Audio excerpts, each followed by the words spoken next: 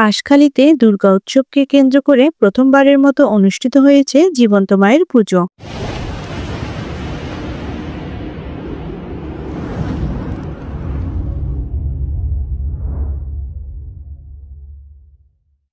সোমবার সপ্তমী দিন সকাল 11 ঘটিকায় বাঁশখালীর পূর্ব চাম্বল, উত্তর নাগপাড়া সর্বজনীন আকাশবৃত্তি হরি মন্দির পূজা মণ্ডপে অনুষ্ঠিত হয় জীবন্ত মায়ের পুজো। শিক্ষক সমর রায়নাথের পৌরোহিত্য অনুষ্ঠান পরিচালিত হয়। এ সময় উপস্থিত ছিলেন বাবু শচীন্দ্র দেবনাথ, মন্দির পরিচালনা পরিষদের সাবেক সভাপতি শিক্ষক হিরু রায় চৌধুরী, সাধারণ সম্পাদক রূপন দেবনাথ, প্রচার সম্পাদক চন্দন দেবনাথ, দুর্গাপূজা উদযাপন কমিটির সাধারণ সম্পাদক প্রকাশ দেবনাথ, উজ্জ্বল কান্তিনাথ, বিকাশ দেবনাথ, বন্দন দেবনাথ প্রমুখ সহ আরো অনেকে।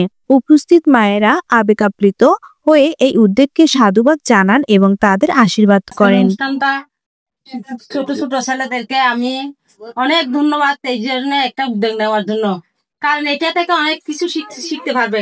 আমাদের ছোট বাচ্চারা পরবর্তী জেনারেশনের অনেক কিছু ভুল ত্রুটি করে ফেলতেছে বিভিন্ন বা ফেসবুক এই সমস্ত দিকে। এই যে আজকের অনুষ্ঠান, এই যে আজকে প্রথমবারের মতো যে মাতৃপূজাটা হয়েছে, জীবিত মাতৃপূজা, এটার জন্য অনেক ছেলের অনেক কিছু জানা গেছে বা অনেক কিছু। পূজা উদযাপন কমিটির পক্ষ থেকে বিকাশ দেবনাথ বলেন, সনাতন ধর্ম অনুসারে মা শক্তি রূপিণী।